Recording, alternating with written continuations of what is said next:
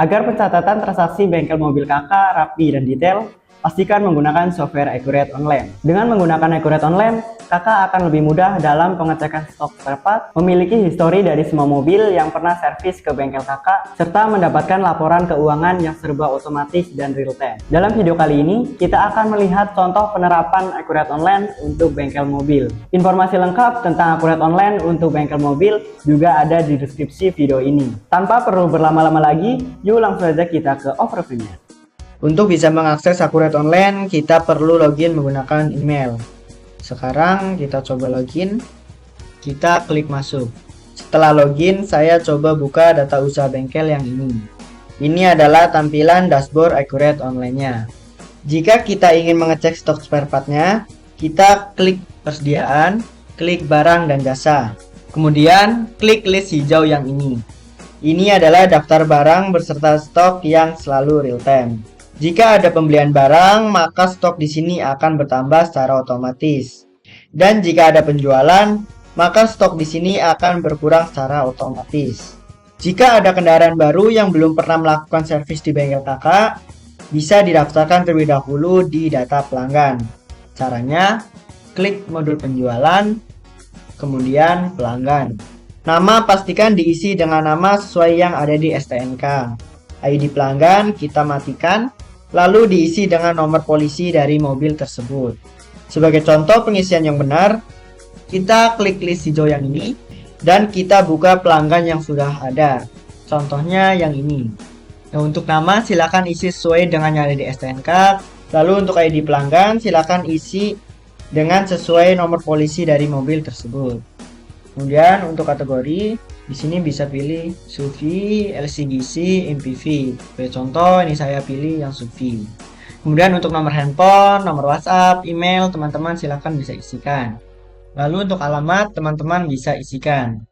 Untuk info tambahan teman-teman bisa isikan untuk nomor mesinnya, nomor rangka, kemudian ada merek kendaraan.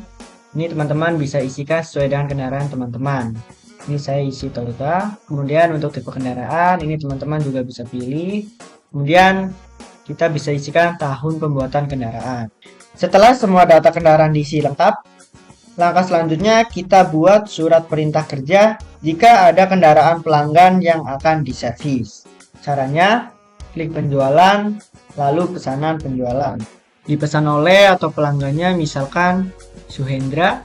Pelanggan ini misalkan ingin ganti aki 1 piece untuk harganya 2 juta.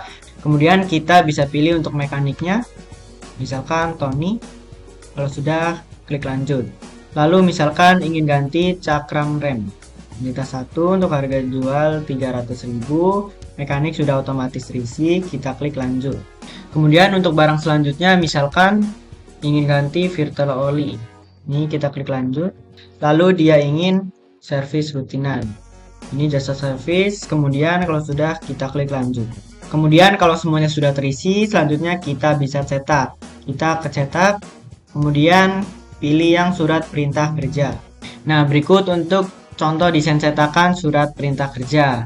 Di sini ada nama customer, alamat, kemudian di sini ada data kendaraan, ada nomor polisi, nama STNK, merek, tipe, tahun, nomor rangka, nomor mesin. Di sini juga ada nama mekaniknya. Lalu ada nama-nama item atau barangnya. Selanjutnya di sini ada keterangan inspeksi dan saran mekanik. Misalkan setelah dilakukan pemeriksaan ada spare part yang perlu diganti. Misalnya filter AC harus ganti agar AC bekerja optimal dan tidak cepat rusak. Bisa ditulis di sini oleh mekaniknya. Biasanya admin akan mengkonfirmasi saran dari mekanik tersebut ke pelanggan. Jika pelanggan setuju, maka akan ditambahkan pada surat perintah kerja dan invoice. Kita bisa tambahkan, kemudian kita klik tutup. Kita ke bagian list hijau yang ini, lalu kita cari pelanggan yang tadi, Suhendra. Lalu kita ke bagian info lainnya. Misalkan setelah dilakukan pemeriksaan ada spare part yang perlu diganti. Misalnya filter AC harus ganti agar AC bekerja optimal dan tidak cepat rusak. Bisa diisikan di keterangan yang ini. Kita isikan filter AC harus diganti. Lalu misalkan lampu depan mobil mati. Setelah kita isikan keterangan, selanjutnya kita kembali ke rincian barang. Kita cari untuk barangnya, lampu mobil, kita klik lanjut, lalu filter kabin atau AC, ini kita klik, kemudian klik lanjut. Setelah itu kita cetak kembali untuk surat perintah kerjanya. Nah, setelah kita sudah tambahkan untuk keterangannya, di sini sudah muncul. Filter AC harus diganti, kemudian ada lampu depan mobil mati. Kemudian untuk barangnya juga sudah ditambahkan. Tadi ada lampu mobil dan filter AC. Lalu kalau sudah, kita klik tutup. Setelah pekerjaan servis selesai, admin dapat mencetak invoice agar pelanggan melakukan pembayaran. Caranya, klik penjualan, lalu faktur penjualan. Pelanggan kita pilih yang tadi Suhendra, kemudian kita klik ambil dari pesanan yang kita buat tadi. Selanjutnya kita klik ambil dari pesanan yang sudah kita buat tadi. Kita cari untuk nomor pesanannya, ini dia. Kemudian kita klik lanjut. Kemudian kita ke bagian info lainnya, lalu kita bisa tambahkan kilometer kendaraannya. Misalkan, kalau sudah kita bisa cetak untuk faktur penjualannya. Berikut untuk contoh desain cetakan faktur penjualan. Di sini ada nomor faktur, tanggal faktur, kemudian di sini ada nama customer, alamat, data kendaraan seperti nomor polisi, nama SNK, merek, tipe, tahun, nomor rangka kendaraan, nomor mesin. Kemudian di sini juga ada nama mekanik, kilometer kendaraan.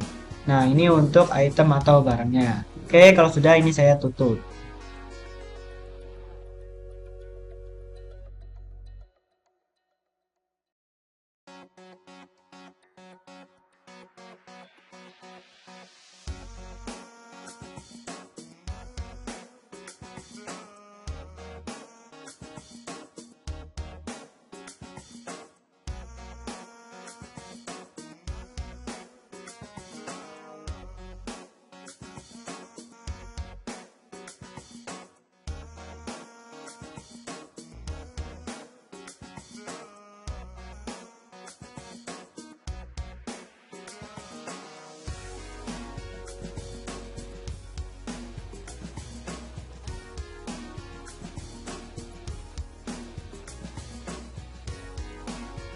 Di sini juga ada total.